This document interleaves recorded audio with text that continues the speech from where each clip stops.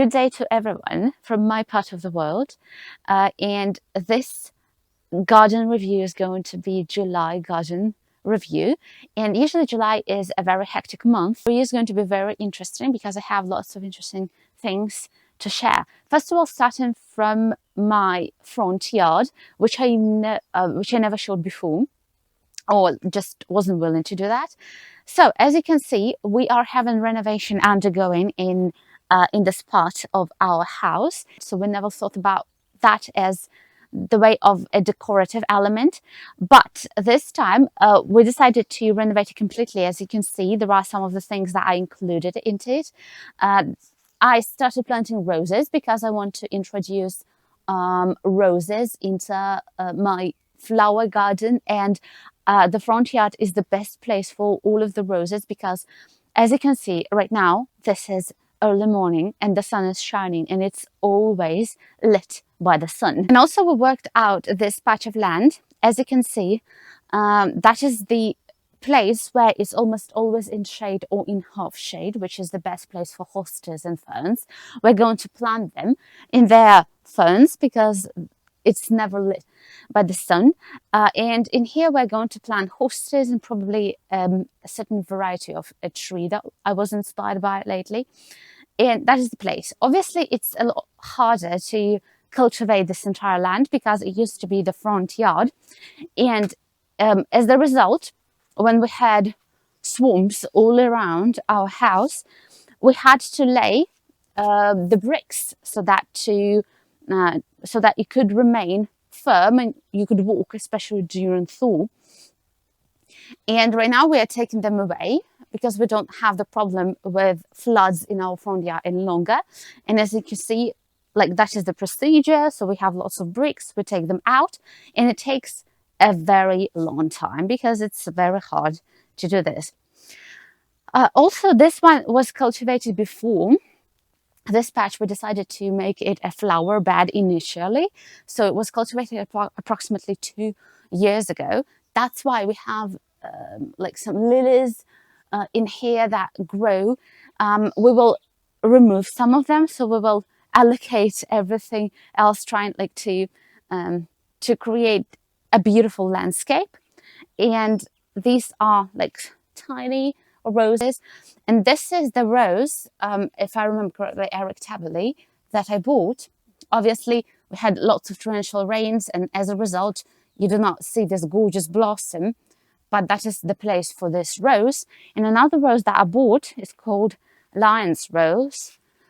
That is also like I planted a couple of weeks ago, and right now it's like in gorgeous blossom. And I have a list of many other roses I would like to plant, and that patch of land that I showed before is going to be for them. And right now we are like deciding what we are going to plant in any spot in here, but it is going to be completely different from what we had before. And the backyard, as you know, is the yard where we have our vegetable garden and also the flower garden. The flower garden is miraculous this year. As you can see, the flowers are just enormous, and these ones are really great because I planted the seeds and I didn't know the colors that are going to be in the very end. And here you have the combination of pink, which is gorgeous color, and white, and it's really high. I cannot even tell how high that is. Also, we created some supports for our clematis, though we have like 2 of them. Initially we had this one, that is the oldest clematis in our garden, but that is the one that my godmother gave me because she said that it was dying in her flower garden and she really wanted to save it, so she gave it to us, and it's just very vigorous in the place where we planted it. So these are climbers and they're going to look really beautiful. That is honeysuckle. That is another, I think, very gorgeous and incredibly sweet thing. And because of the honeysuckle, we have a very rare variety of a moth that I showed before. And this moth started visiting us after we planted honeysuckle, and it usually appears because of it. So when it's blooming, as you can see, it is losing it's all blossom and it started the new ones, then it's going to appear back again.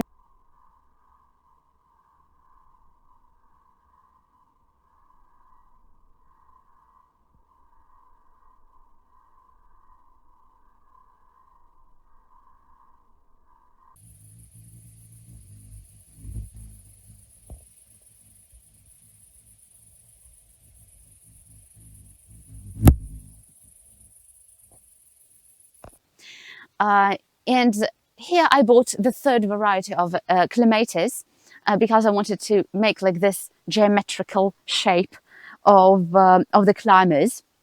So that is another variety, and it's like gorgeous. Everything else that we've got in our flower garden right now is going to be completely shifted and changed because I have like a totally different view on how I want to plant everything. But what is going to remain from it is obviously lavender bushes that are in here. I really want to, I don't know, to have more of them.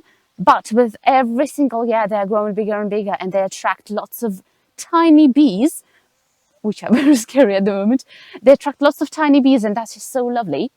And what my plans are is to plant hydrangeas, 3 different varieties of them. But I have only 2 varieties right now. That is the youngest one that I bought this year.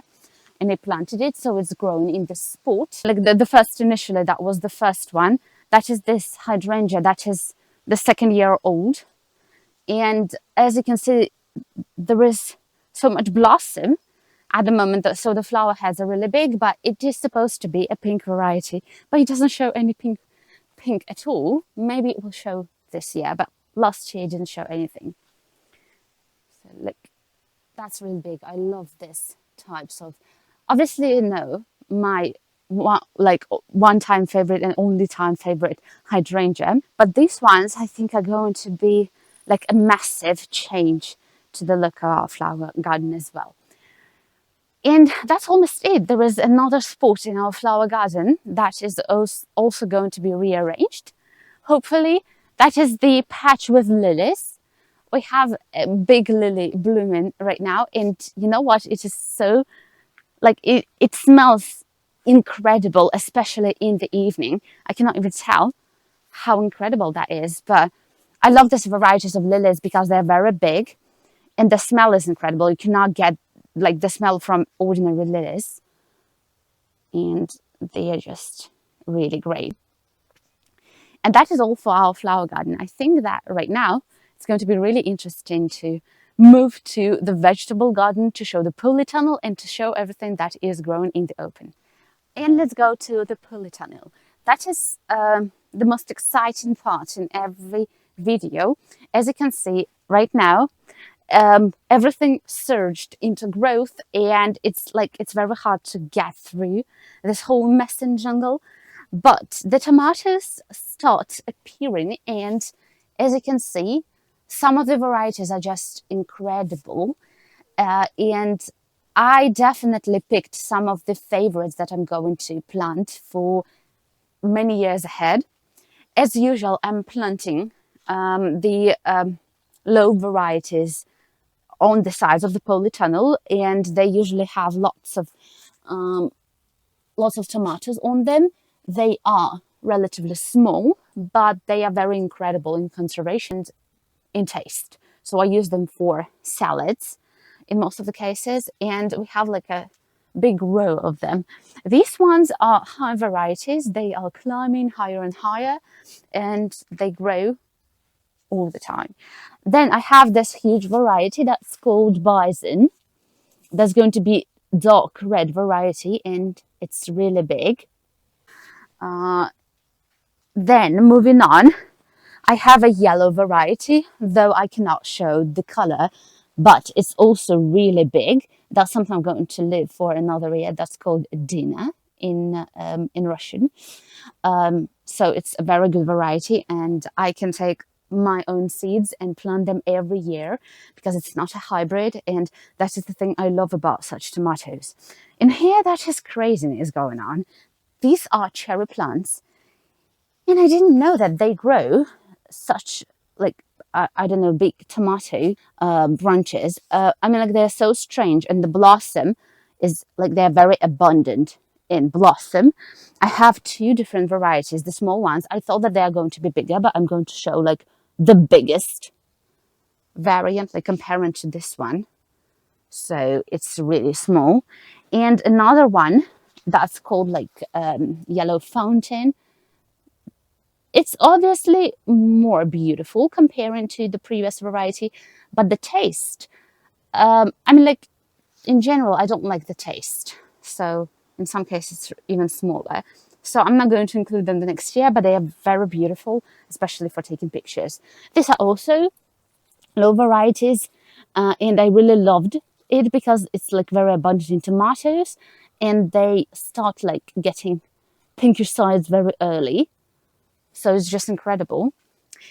And another thing happening is that, like that variety should be also the same variety as this one, but unfortunately there was like a mix up in the package of seeds. And look at what we've got in the end, though they are supposed to be similar.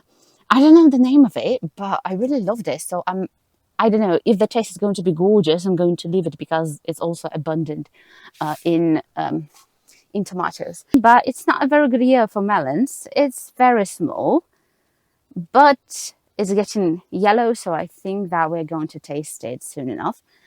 And there is another melon growing in here, and it just started giving some melons. The second half of the polytunnel is dedicated to eggplants. I know there is one cucumber because I decided to plant it in here to see, because we've got a big problem with spider mite. It is killing our cucumbers non-stop, even though I spray with tobacco dust. And I decided to try again to plant it into the very beginning of the polytunnel, but not in the very end. Then we have eggplants here and gorgeous, I think very gorgeous peppers. Though the mole is bothering the root system right now, but they grow and they are just incredible. Look at that. And I think that is like, this one is the highest pepper that I've ever grown in my life. So I think that this is the type of the pepper you can get only in the polytunnel in our area, because usually they are very low growing. So that is the same varieties. We've got like a lot of peppers, even though we are not like big fans of them. But I really want to reduce the amount of peppers I'm growing and to plant more eggplants, because recently I'm into eggplants. Look at this variety. As far as I remember correctly, that's a Mexican variety. And it is so strange. Look at that. I don't know, strange or stupid, but if this one is going to be really good, I think I'm going to plant them next year. But I think that they should grow a little bigger, judging by what we got in the package. But they just surprised me. I did not expect that they are going to be so unusual, and they are very high. So most of the tomatoes grew to the rooftop of the polytunnel, and right now that is the best time for them to grow their fruits. These tomatoes are of bush variety, so they grow like bushes, and we decided to plant them not in the polytunnel or somewhere else, but in the boxes. And look at how many tomatoes in here. Obviously they're not very tasty, but I just love the way they grow, and it's really decorative. And there are a lot more tomatoes in the very heart of the bush, so they produce a lot. You can use them even for preparing the paste. So here there is the grape, even though we had a lot of problems with grape because of late frosts. And I hope that we are going to get a bit of grape. As you can see, it's growing very fast. And that is the strongest variety of them all. There is another new variety that I bought, this one. And it's growing. That's why it's very, very small, even tiny. Behind this enormous grape, we have an incredible onion. And I realized that onion loves a bit of like half shade. And I think I'm going to plant them on the northern part of the polytunnel next year. So look at that. It's incredible because it doesn't get a lot of sunshine. There are another two varieties of grapes in there. Uh, this variety is actually the variety that I've got in here. So that is the one I germinated personally. And as you can see, it's growing from the root because it was damaged during late frost. We have Chinese cabbage, like we put Chinese cabbage everywhere where we had a lot of space. That is the new varieties of strawberry that I'm germinating. As you can see, I put them in the pots for further planting. It's Chinese cabbage in the middle. That is, I feel like cauliflower and cabbage of late crop. And in here, that is our also newly created patch of land where we had our storeroom before. That's why the soil is very good. There is another like portion of Chinese cabbage because we love kimchi, so we plant lots of them right now. And I decided the leftovers of peppers that I had, I planted in here. As you can see, there are many of them and they are great. Then celery and celeriac is in here. So we take them for our spices. We dry them for spices. This one is, I think, celery. And there are the rows of celeriac. I don't know about the harvest or crop that we're going to get in the very end, but for now, that's okay. Here we have leek. It's also like enjoying the soil. As you can see, it looks healthy. Not that big, but I'm completely satisfied because I need the leek for the herbs and spices that I prepare. That is blackberry. That is a thornless variety. I was particularly aiming at buying it, and it doesn't have any thorns, so like it's very easy to have. But obviously, it's going to have the full space in here. It's just like a temporary. I think I temporarily planted cauliflower here.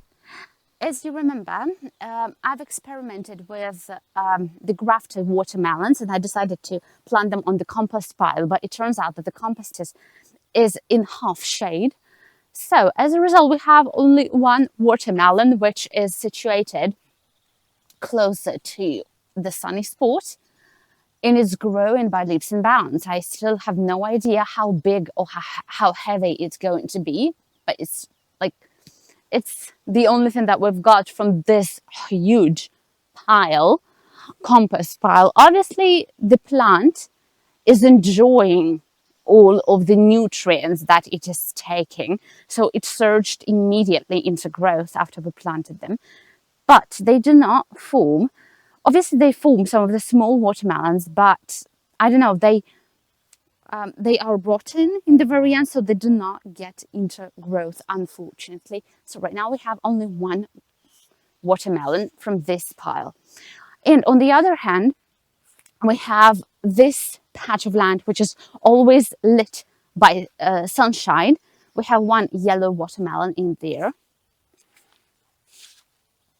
It's a strange one. I know it's going to be like of small variety. And we have a number of other watermelons, like of small varieties, like this ones that started growing. And I think that is more successful because it's lit by the sun comparing to that patch. And we have like a couple of watermelons in here, but unfortunately that is not the best year for watermelons. All of the watermelons in here are also grafted. I think the best crop we've got is obviously the crop from the cabbage. We have cauliflower here, and I was really surprised to see the heads of the cauliflower. I didn't know that I planted an early variety. And look at this. The heads are really great. So we can have them. They're not going to be big, maximum 2 kg. And the high ones, these ones with gorgeous and fluffy leaves, they are of late crop. That's why I don't see any heads at all. But I didn't know that I planted a mixture and these were the early varieties. In there we have the cabbage of late crop, and we planted it like, I don't remember when, but they just start forming their heads. And the year is really best for them because we have lots of humidity, torrential rains, and they enjoy this whole climate. And in this part, we had the cabbage of early crop. They started cracking, but all of them looked ideal. Unfortunately, I didn't film this, but that was like the best patch of land. So I was rejoicing when I was looking at it. The blueberry bush is doing okay. After I, like last year, after I put it into the right substrate, and as you can see, there were some of the berries, and the bushes, like the smaller ones, they started finally growing. They were so tiny, and as you can see, they are shooting up. And like imagine that is the mid of July and we still haven't got cucumbers at all. That is the worst year for them. But at least compared to the previous year, they are growing.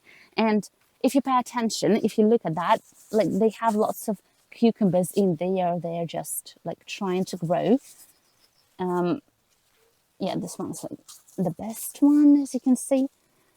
So we're going to have crop, but it's going to be a very late crop. Then my experimental patches of potatoes, as you can see, some of them I had to take from the ground because of early blight. So we still, like it is the mid of July, we still haven't got blight, and thanks God, because usually the second half of July is critical. As you can see, like some of them are still in blossom. So that is the old variety that we plant every year. And that is the varieties, like the new varieties that I've planted. So I think I'm going to dig out one potato to show. This variety is called Meteor. So it's a very like big variety, and that is an early variety. So if we want, we can dig them out even right now. But I decided, like, just because they have green leaves, I decided to leave them be. If I'm going to get a potato to show how it looks like, because like that is the habit of mine from time to time. I'm looking at the potatoes and the sizes of them. Okay, I think yeah, it's really hard to dig out, especially. Yeah, so that is like, I think the medium size of how it can get. I think there are bigger ones, but that is like the one that we particularly loved. And you can get it like early, and it's of this size. All of them are going to be of this size, which is really good. And that patch of land, not paying attention to the field of potatoes of my uncle, but that patch of land, the small one, this one, is ours. And as you can see, it has grown a little bit better comparing to my uncle's, but the problem is that it is in contact with the field of this potato. So if they're going to get early blight, it means that this is going to get early blight as well. Okay, I'm going to dig them out. For you to know, that is a very late variety. That is the variety that you need to dig out in the first half of September. That's first of all. And secondly, we planted it 2 weeks later with comparing with Muto. So let's look at what we've got in here. So that is the variety, as I told before, that we plant every year. Okay, so as you can see, that is all the same size. It's an extremely late variety, and we planted it 2 weeks later. So, but it's also like the reason because it loves the soil in here.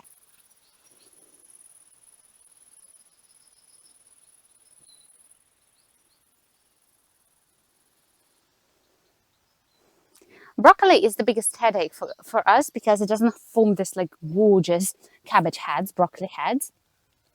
And I wanted to ask you, what variety of broccoli do you plant?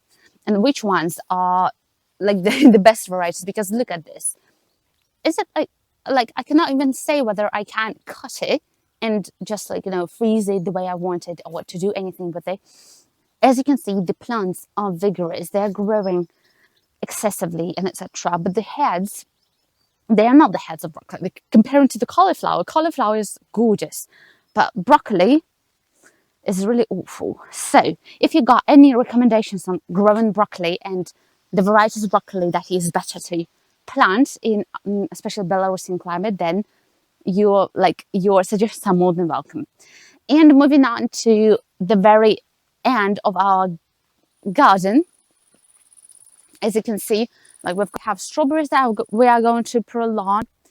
Then we have carrots growing here, and obviously I really wanted to get an early crop, but unfortunately the crop is very late. That is the one, like the better one that I've taken, and there is the one that I've planted 3 weeks earlier than that variety. So let's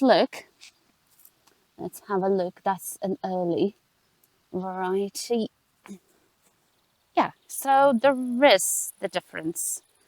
So yeah, but they're almost the same. Here we have courgettes. The place is not the best, as you can see, because of the tree. We have the shade, and as a result, we've got only one courgette, but it's very stubborn in its growth because it doesn't have a lot of sunshine. Then we have also another potatoes that I've planted. That's the third variety that I bought. If you remember that video, I was saying about the so-called Sarpomira and all of this variety. So that is like the almost the same variety, though another mistake of mine is that, as you can see, the shade of the apple tree is bothering them, but they are still growing. We have beetroot growing here, which is also more or less okay.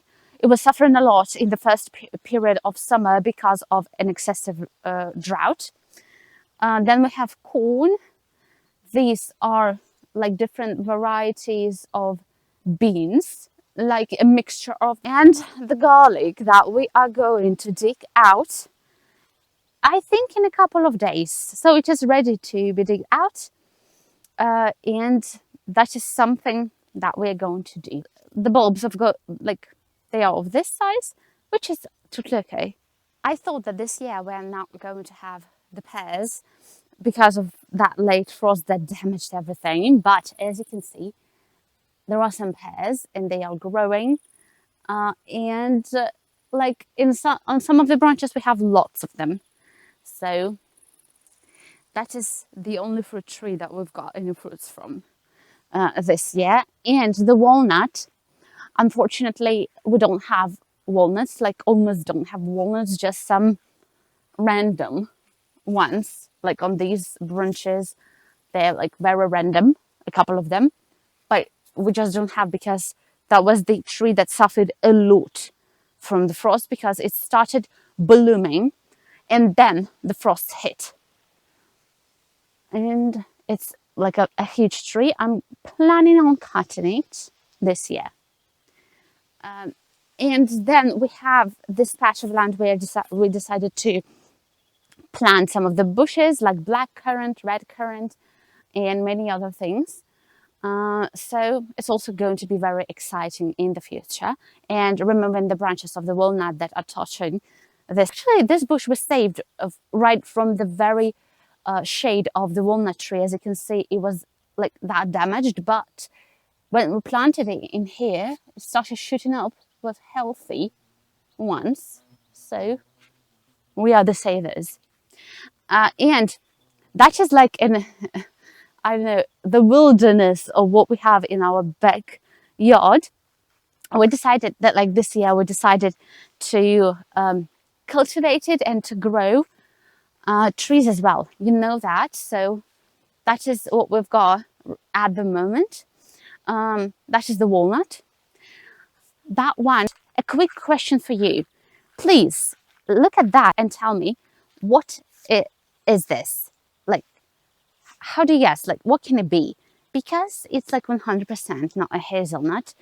And like, again, the seller mixed everything up, but we cannot figure out what that is. So if you've got any suggestions, just tell me what it can be. By the form of the leaves, as you can see, that is the form of the leaf. And I just don't know what to do with it and where to plant it, because I don't want to have it in here. I need another tree in there. It's also suffering. I have no idea why. It was growing really great, but then the leaves and like the parts where the pear is growing, they started turning black. Also, if you've got any suggestions and ideas of what it can be and how to save it, like, I'm going to be more than glad about that and grateful.